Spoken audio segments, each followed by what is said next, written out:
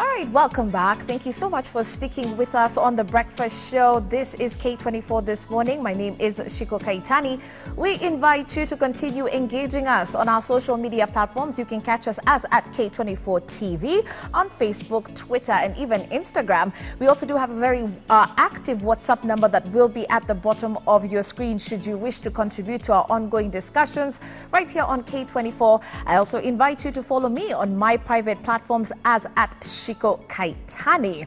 Well, of course, it is another session of health and wellness for the next 1 hour or so. And today we've got a good one for you as we talk about nutrition. Now, today people are really concerned about how to boost their immunity. And it's important to note that immune boosting is actually a trending topic, very correlated with the coronavirus pandemic, appearing alongside numerous speculative cures, treatments, and preventative strategies. The idea of immunity, however, or at least immune boosting, is still somewhat misleading and scientifically inaccurate. There is no current evidence that any product or practice will contribute to enhanced immune boosting protection against COVID-19. Still, now more than ever, it is important for our immune system to stay in tip-top shape. And one of the best ways to stay healthy is by maintaining a nutritious diet. So let's talk about some of the food sources that you need in your pantry, and of course the role that supplements do play in our diet, as well as some of the healthy habits that you can pick up today. Now, to discuss nutrition to promote optimal health, we are partnering up with Healthy You this morning. We want to welcome Mr. Martin Mugambi, who is a chief nutritionist with Healthy You. Welcome. Thank you so much, Shiko. Yes. Thank you for having me. Yes. As you've said, my name is Martin Mugambi, nutritionist at Healthy You. Yeah. So basically, Healthy You is a company that aims to inspire people to live a healthy lifestyle, which is obviously basically captured in our company's mission, which is to inspire everyone, all our customers and every health conscious individual to live a happy life and a healthy life. Of course, by connecting them with the premier brands and quality products through an engaged, personalized experience. Okay. So basically what we do is that we listen to you. We look at your history, we look at your health needs, the specific challenges, and then now we come up with a plan, a nice plan for you. All right, brilliant. So now that we've already set the pace, remember we always do have a question of the day for you. And here it is. As we engage you on social media, we ask you, do you struggle to maintain a healthy immune system?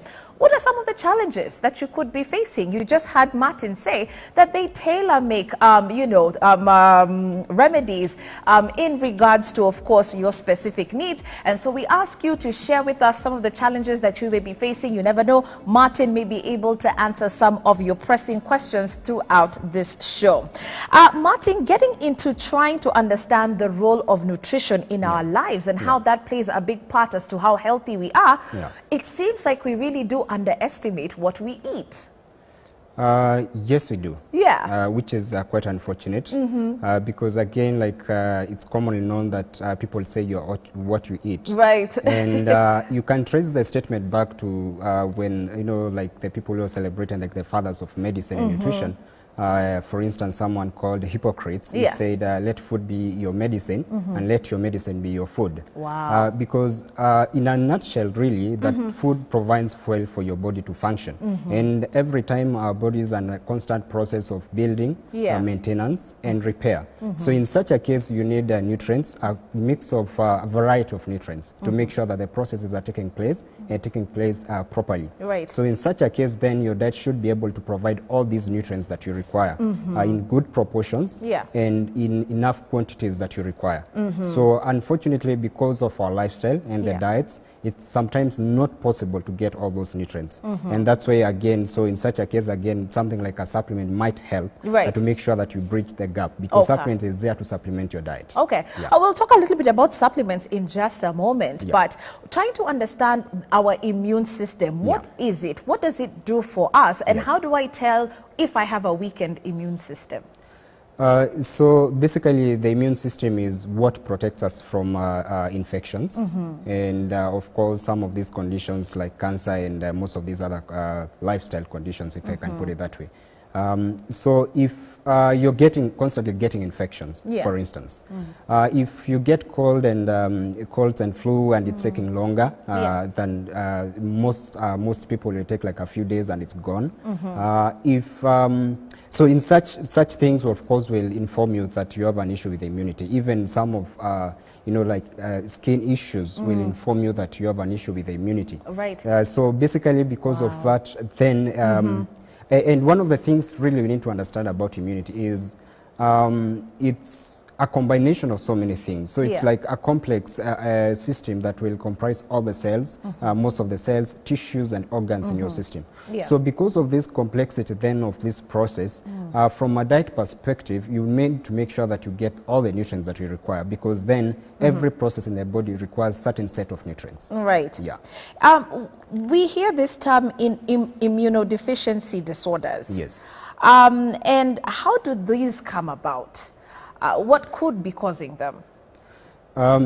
So sometimes we'll have a problem like autoimmune, for instance. Then because the immunity is reacting against itself. For some of the conditions, you may not be able to know what is causing them. And some of them you might be able to get the triggers, others you're not. So for instance, we have a situation whereby you have maybe food allergies.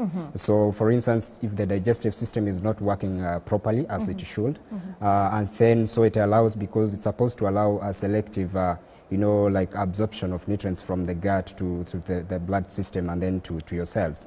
So then if the gut lining is not functioning properly, then you'll have some of the materials escaping to the blood system. So the immune system will react, because this now becomes a foreign material, a foreign substance that has escaped to the system. So then there are some that you can get the triggers, like the allergens, but there are other conditions, of course, the autoimmune conditions, that you may not be able to know the actual cause.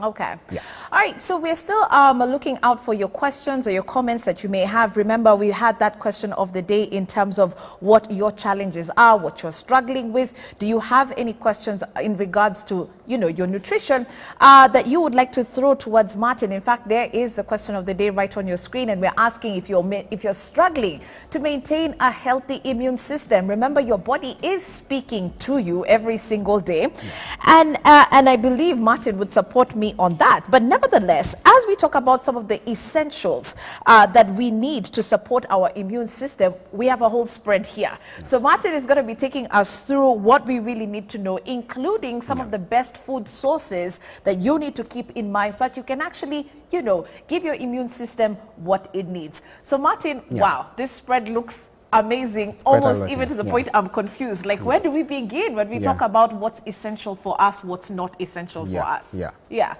So basically, like I mentioned previously, is that the body works on nutrients. It's the fuel that drives every body system. So every function will require a certain set of nutrients. And again, so that's why you can see we've got different products. So specifically for the immune for the immunity. So like the products we have here, I know right now everyone knows about vitamin C, especially with this pandemic. Everyone understands the vitamin C and the role of vitamin C. And even before the pandemic, I think that's one of the things that people really know, because they know you take oranges, you boost your immunity. So probably they don't know what is contained in the oranges. So that's where we have the vitamin C. So basically has been shown, some of the research has shown that vitamin C can shorten the period of time that you take to recover from a cold or a flu. It also helps to control inflammation. So basically it becomes one of the essentials if you're looking at boosting your immunity. Okay, and by the way, we're just going to ask our cameraman who's on the jib to even be able to at least focus on some of these products that you can see right at home what we're talking about. Seeing is believing. So okay, so you've highlighted vitamin C. Yes, so this is a vitamin C here. Something else is vitamin D. Vitamin D is also very key for the immunity. We've actually talked about the autoimmune issues. So, of course, again, we've seen information coming out, research coming out that the people who have got low levels of vitamin D, they've so many autoimmune issues. So if you compare to people who have got enough vitamin D in their system. So that again becomes one of the essentials. Something else, I think it's the fish oil, the omega-3. And I think most parents, of course, will know about omega-3 yeah, for their children. Absolutely, because of their kids, right? Yeah, exactly. But also, I think the function of omega-3 is more than that. Yeah. One of the key problems that people experience, again, is the issue of inflammation. Yeah. The challenge that we're having is from our diets, we get a lot of omega-6. So for omegas, we have omega-3, we have omega-6, 7, and 8. Omega-3 and 6 are the essential omegas. Okay. Omega-3 we can get from the diet. So if from the the vegetable oils that you're using for cooking, you get taking a lot of meat, we're taking a lot of dairy and all these other things. So you get a lot of omega-6. The key is the ratio between omega-3 and omega-6. So if the ratio is to 1 omega-6, then that's when you're having a lot of issues with inflammation. Right. So in such a case, that's why now we're recommending omega-3 now to make sure the balance is there and to make sure that, again, the issues of inflammation is controlled. Other than that, you also need omega-3 for healthy cells. Okay. So for your cells to function properly, you need to have the omegas, yes. You know, it's interesting that you've said all of that in terms of what are the essentials, and it kind of just speaks to something as simple as what we're putting on our plate. If we were more intentional about what we're eating, you wouldn't be seeing more and more people walking in talking about inflammation issues, talking about digestive issues, you know, and so forth. And so what are you really telling people? Is it about you must be paying attention rather to what, how the ratio, the portioning on your plate? Yeah, definitely. And also it goes beyond the portion because then you're looking at the sources. So ideally, if you're doing the normal diet as it's recommended, so you have a bit of protein, you have a bit of carbohydrates, and you have your vegetables, you're most likely to get most of the nutrients. And the only issue is probably not be able to get some of the nutrients in right proportions. And also sometimes the way you mix your food, it might have an issue with the interaction between nutrients. So the nutrient, what we call the nutrient binding, that you don't get the full nutrition that you'd have expected from the diet. Other than that, really, that's where you also add the recommendation, like if you're doing your diet, make sure you get a lot of these the colored food in your diet, because those are the nutrients that are building the defense systems in your body. Oh, wow. Yeah, okay, so stick to the rainbow. Exactly. The other thing that is very key is to go for unprocessed foods, all foods. Because you see, most of the time when you're doing the processing, you're actually taking away the nutrients. You're taking away the vitamins, you're taking away the minerals, and that's what you need. Yes. Funny enough, we tend to obviously go for what is processed versus what is, and I think it's because obviously the taste is what attracts people to processed meals, and you know the time it takes to actually be able to prepare it. But I can see you've got very natural food sources right over there in those bags. What people would typically call superfoods, perhaps. So take us through that now that you're talking about trying to focus on unprocessed foods. So this is very key and very important, and I think it's something that is growing in popularity because the more people understanding about it. We've just said that you love your diet, that you're mixing the vegetables, carbs, and protein, and sometimes it may not be able to give you all the nutrients that you require. So the superfoods, again, are there to supplement what you could be lacking from those. So the reason actually why they are called superfoods is because they are loaded with so much nutrients, so many nutrients, and in very good proportions. So for instance, we know moringa. I think it's also something that is locally found, and most people now are consuming a lot of that. Baobab is one of the best in terms of sources of vitamin C. So again, people are taking that a lot. Spirulina, it's very high in protein.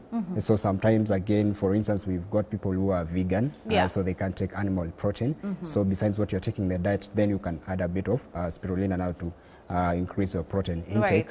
And also apart from that, it's also rich in vitamins and especially B vitamins and some minerals as well. Also, we've got wheatgrass, which again is very nutritious. So the idea of superfoods is really to make sure that besides what you're taking in your diet, so probably you're doing your juice or you're doing your smoothie at home, then you can do a spoon of each. Then you're making sure that, yes, you enrich whatever you're taking. And, you know, also, if you think about the type of ratios when it comes to some of your superfoods, what do you recommend? Because I could typically walk into Probably Healthy You, for example, and buy all these superfoods. Am I really, for lack of a better word, overdosing on superfoods because I can gladly take my ginger and I can do my turmeric, I can do the wheatgrass. So how much is enough, and what are you recommending? Are you just asking people to take what, like a teaspoon of a superfood every single day? So the recommendation is, of course, when you're doing the recommendation, for instance, if we have a client and we're doing a plan for the client, then you're taking into consideration everything that person is taking. That's number one. And number two, you're taking into consideration what are the specific health needs for this person. So if someone, let's say for someone who is whose diet is okay, so you can see, and they're just taking something for just a healthy lifestyle for the maintenance aspect of it. So just recommend take 5 to 10 grams a day, so you can mix 2 or 3 of them. So you know if they're taking their fruits, they're doing their vegetables, they're doing their protein, quality protein, and they're doing their carbs in the good ratios. So you recommend some of the superfoods. Okay. The question of overdosing in terms of superfoods, really I wouldn't say it's possible because one, it's not as concentrated as the supplements. So obviously, even if you're talking about it being rich, it's in comparison maybe to the other food sources. So yes, and again, of course, when you're mixing it with a smoothie, of course, you have to make sure that the ratios are okay, so that again, you can also be able to enjoy your smoothie. Okay. Let's get a little bit into that debate about supplements. There are quite a number of nutritionists who I have met who do not recommend anyone supplementing. They will say whatever you are eating should be enough to give you the kind of nutrients you need. Stay away from supplements. Those are only for people who have deficiencies. I don't know what your take would be on that. Do you agree? Do you disagree? I would agree to some extent and disagree to a certain extent. The reason being, like I said, nutrition, it's about balance. It's about, by the time you're saying, I don't want to take supplement or I'm taking supplement, it's because you're considering many things. One, this person could be having, because of the diet history, could be having deficiencies. That's number one. Number two, also you could have a scenario whereby maybe this person is sick. And so in such a case, the requirements goes higher than the normal. So if you're doing, so if as a normal person, you take a normal person and you take a sick person. So I'll give an example. I've got cold or flu, right? 1 gram of vitamin C is equivalent to 20 oranges. So if I want, and if you're taking supplements, you can easily do 1 gram in the morning, 1 gram in the evening, or even more. So then that would mean you're taking so many oranges. So in such a case, yes, you can choose to do a supplement. But also having scenario whereby even from a government perspective, you know, the pregnant and the other fives are given the vitamin A from the government hospitals. Folic acid. We know about iron. So yes, for supplements, you don't say like don't take supplements. You're looking at the health needs of this specific individual, and then based on that specific needs, then you can recommend the right product. Another thing I would say about supplements, so I know it's again something that information that people are getting in the market. We're talking about the omega, the probiotics, the good bacteria. So something like that, it happens because probably you're sick, you've been using a lot of antibiotics. Most of the time, if you're taking a lot of antibiotics, you will not just kill the bad bacteria, but also you're killing the good ones. So what happens is that the ratio now between the good and the bad is altered. One thing I would like to mention is that a big part of around 70% of immune cells are actually found in the gut. So if the gut is not functioning properly, even your immune system suffers. So in such a case, people will recommend probiotics to make sure that you balance whatever the flora in your gut. So then in such a case, it becomes an essential product to take. Well, we are definitely learning a lot today in regards to some of the essential nutrients to support our immune system today, all courtesy of Chief Nutritionist nutritionist Martin Mugambi, who's here with us as we partner up with Healthy You on this particular episode of Health and Wellness. Do you have any questions in regards to your nutrition? What are you struggling with? Because we really want to know. Martin is here to take some of your questions. Should you have any or even your concerns, he may be able to even do some recommendations for you right here on the show. But keep talking to us further at K24 TV is how you can reach us. And remember, our WhatsApp number is at the bottom of your screen. We'll be back with more.